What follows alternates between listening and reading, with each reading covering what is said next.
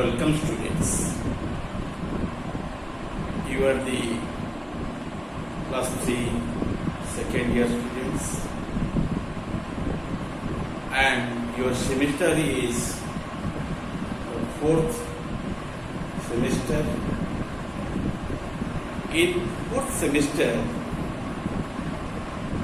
you find 3 papers: core-8, core-9 and core-10. In core-8 you must go through the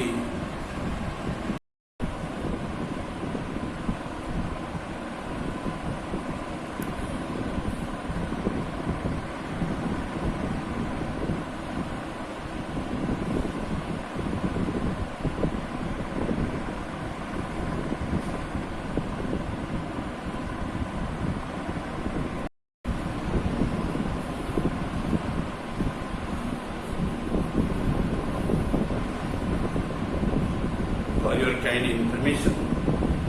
Today I will teach you about the integument or skin of the vertebrate group of animals. In that context, I will give emphasis on the integument derivatives or skin derivatives. On that skin derivatives, I will explain some important derivatives which are generally obtained on the integument surface. Okay? So the integument of epidermal glands are formed by the malphizian layer. Please draw your attention towards the blackboard. I already drew a picture of the skin of the vertebrate animal, especially on the mama. You see this layer remaining on the upper surface, that is called as stratum corneum. Underneath of it you find this mass, that is called as the your malphizian layer, or this is called as stratum germinativum. Then underneath of it you find the dermis. Dermis would be separated from the epidermis by one basement membrane. Okay, you mark the basement membrane is remaining just under the your stratum germinativum or malphizian layer. This layer is the malphizian layer. Okay? And it is the very important layer on the integument or skin. Actually, from that layer, all these things are germinated off or arised off. So it is called as stratum germinativum, or also be called as malphizian layer. Just at the above, you find your stratum corneum and stratum germinativum, as well as basement membrane, typically called as epidermis, and the epidermis actually separated from the dermis by the presence of the basement membrane. The basement membrane usually runs underneath the your stratum germinativum. Okay, this layer, which one remains adjacent to the your malphizian layer or stratum germinativum. Okay, and this membrane actually differentiates the dermis from the epidermis. Okay, however, any derivatives, if they arise from the epidermal layer or dermal layer, they are commonly known as the derivatives of your integument or skin. Okay, the integument generally possesses very peculiar characters. I already described to you and among them, very important one is your epidermal glands. Epidermal glands. You know the epidermal derivatives comprises the epidermal glands and hard bony structures including epidermal scales, scutes, beaks, horns, claws, nails, roofs, feathers and hairs. Okay? And dermal derivatives generally possessing the dermal scales, plates, scutes and fillets, etc. However, the epidermal glands is the vitalmost derivative which is arising from the epidermal region, so it is called as epidermal glands. If you refer properly to the integument layer, you mark here, you find some glands in here. Okay? Several glands you find in there, but one gland which is secreting mucus, then remaining the uppermost layer nearby the stratum corneum, they will be remaining, and from there the secretion also be oozing out. The secretion is known as mucus. What is it? Mucus. And mucus is a very lubricating fluid, and that fluid generally origin from the one gland cell like the mucus gland cell, that is also called as a goblet cell. Those cells have the ability to secrete the mucus. In the mucus we find the mucin is there. What is it? What is the name of that chemical? That is one type of protein which is called as mucin. Mucin remaining within the mucus. Okay? And so the integument or epidermal glands are formed by the malpighian layer of the epidermis. They arise the epidermis, but often invade the dermis. You mark, and the glands also be remaining towards the dermis also. You mark here, head cells are also be remaining at the dermis, and your sweat glands also be detected at the dermal layer. Like this, several glands also remaining in the dermal layer. Surely. And they also oozing the secretion at the surface of the your integument or skin. Okay? They may be unicellular or multicellular, tubular or alveolar in shape. Okay? And they are lined by cuboidal cells and cuboidal epithelium, and they are very simple. Somewhere also it is branched and compound. They usually named after their nature or function. They generally differentiate as 9 major types described in below, and one is called as your gland, that is called as your mucous glands, and after that Poison's glands also available in there, and lubricant glands also available in there, femoral, urophygeal, sweat, sebaceous, sane, and mammary glands also be noticed in there. Okay? And first one is called as your mucous glands. I already described about it 1 or 2 lines before of my expression. And first one is called as what? Mucous glands. They secrete what? Mucin, and which forms the slimy or sticky mucus on coming in contact with the water. Okay, that is a proteinous substance. When it comes in contact with the water, it becomes the viscous and buffer-like substance. And mucus keeps the skin all the time moist and slippery and protects against the harmful bacteria and fungi. Harmful bacteria and fungi will not be embedded into the skin easily by the presence of that mucus. And within the mucus, mucin is there, which is giving the protection to the organism from the outer embedding. Okay, the invader will not be embedding easily to them. Then, and mucus keeps the skin all the time moist and slippery. After that, harmful bacteria and fungi will not be invading to them. They are abundant in amphibian skin. They may be unicellular or multicellular. Example criteria, granular cells, and weaker cells of the amphioxus and cyclostomes, pieces, etc. Okay, and mucous glands usually function to keep the body moist and slippery. Okay, the next you find another gland. After the mucous gland in the epidermal region, you find another gland, which one is called as the poison gland. Poison gland. And many pieces. You have noticed some pieces like your gambusia, T2. And this type of the piece generally you find in the brain.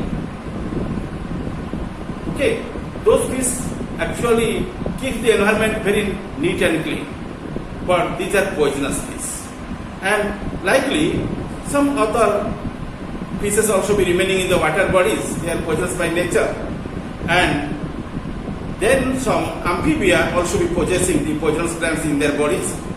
And fishes and amphibians usually they are possessing the poisonous glands in their bodies.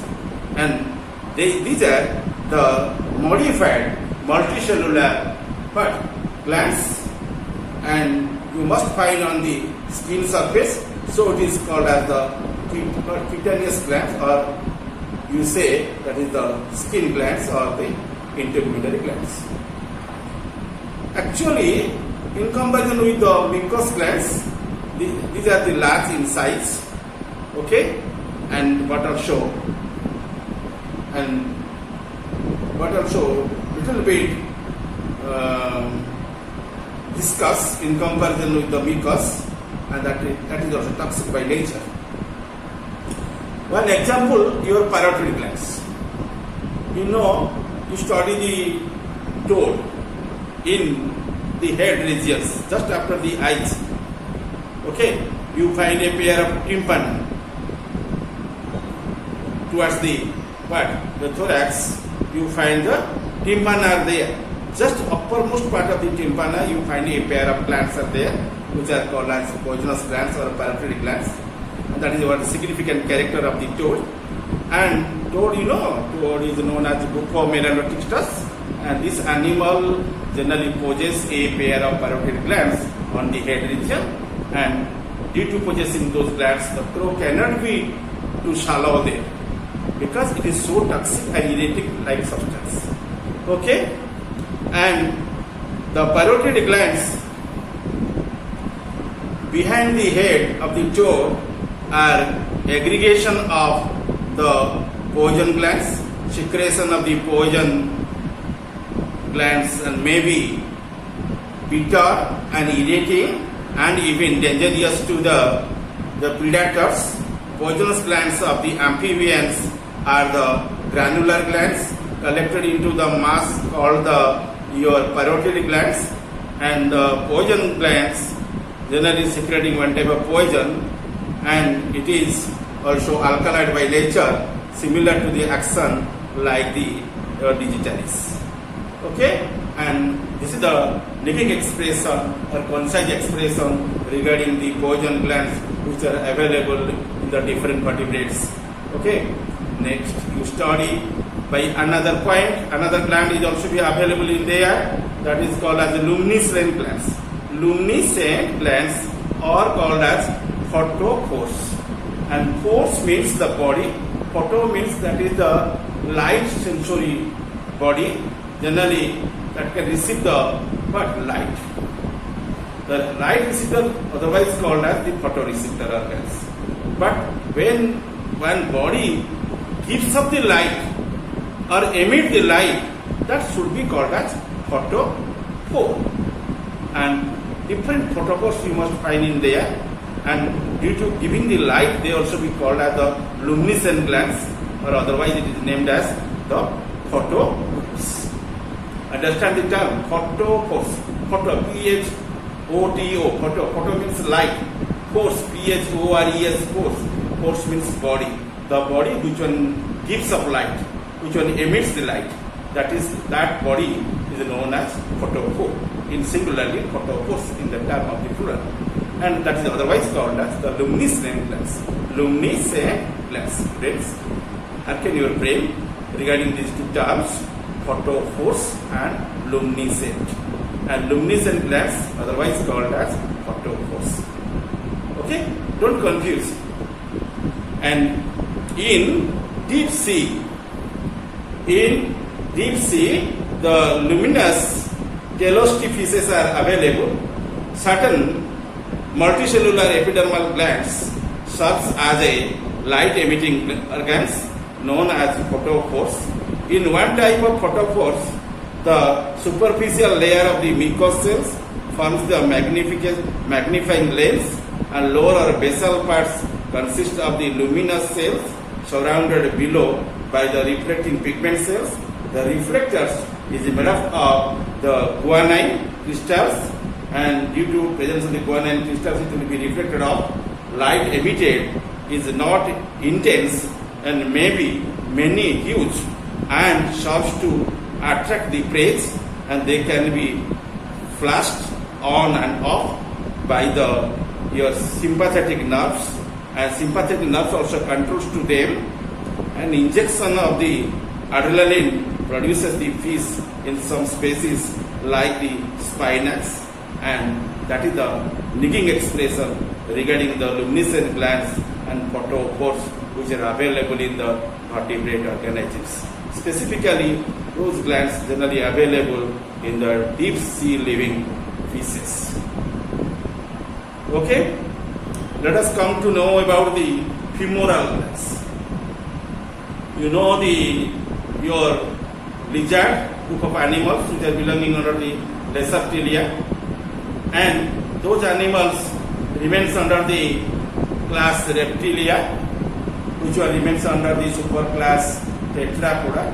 Tetrapoda usually belongs under the division Gnathostomata, and Gnathostomata also remains under the group Craniata. Craniata also remains under the Vertebrata. Vertebrata subphylum also remaining under the phylum Vertebrata. You reveal those organisms which are elothrics. These are the reptile-like animals, elothrics, and that is also be called as Uromastrix.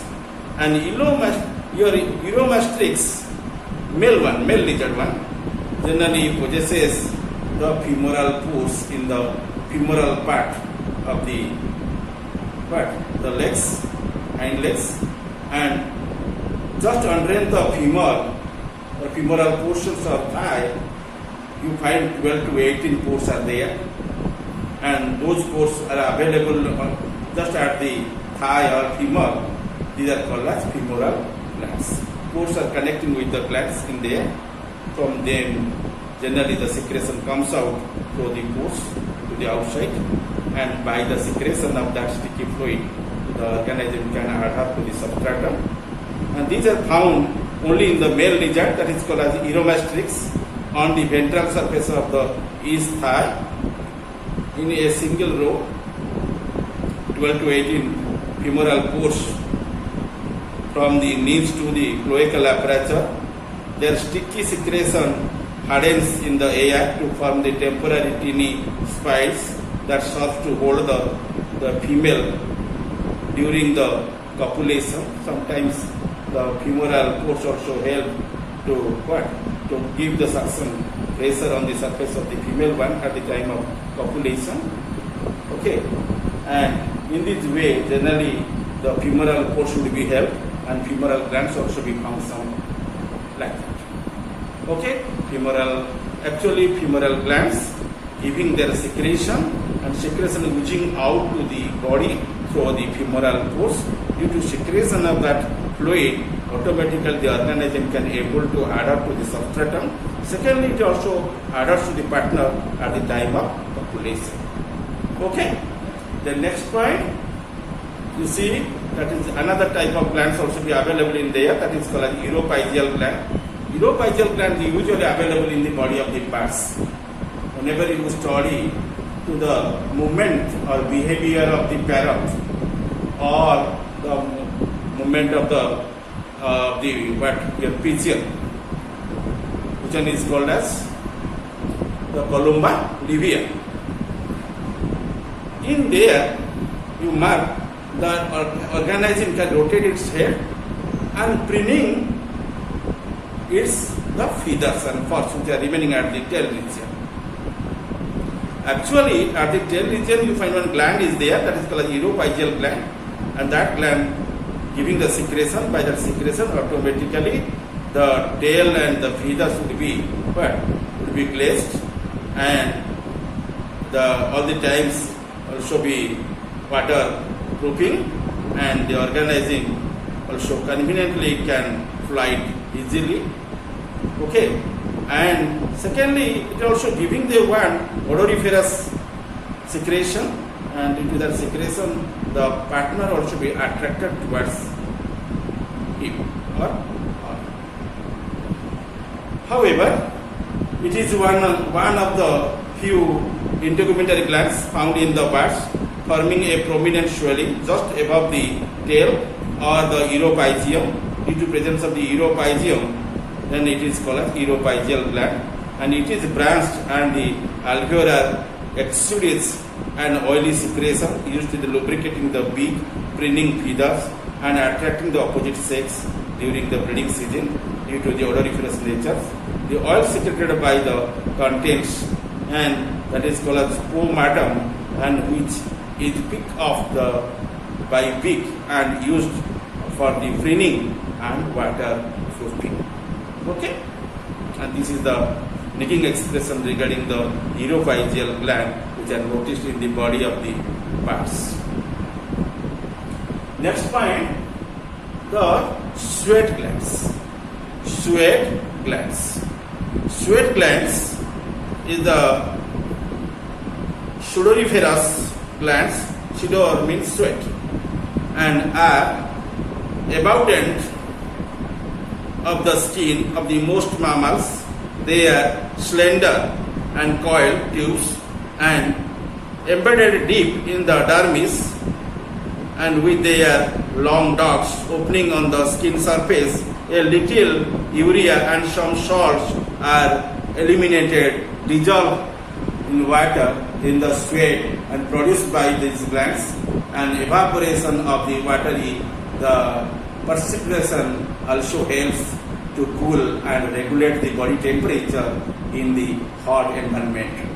And sweat glands are absent in the spiny scaly, the anteaters and marine ferns such as the Sirenia and Cetacea. In many mammals, the distribution is restricted. You cannot find that glands in there. You can't find the sweat glands in the whale, dolphin. No, because there is no sweat glands, because these are the aquatic animals. They will be remaining in the water bodies. No need the sweat glands in there, and sweat glands are not available in them. So, you know the Cetacea, generally that group in which the blue whale remain, and in those species which are remain under it, they will not be possessing the sweat glands in their bodies. They may occur only on the soles of the feet, cats and mice, leaves in case of rabbits, muzzle and skin between the toes of the ruminants and sides of the heads of the birds, ears, like the hippopotamus, etc. And male giant kangaroo. What is the name, zoological name of that kangaroo? That is named as your Macropus rufus. Macropus rufus. Rufus is the specific name. Macropus is the generic name. Macropus rufus and Hippocampus tulda. Generally, they can secrete in the red colored sweat. And other animals are not secreting red colored sweat. Only these two types of animals are secreting the red type of sweat. And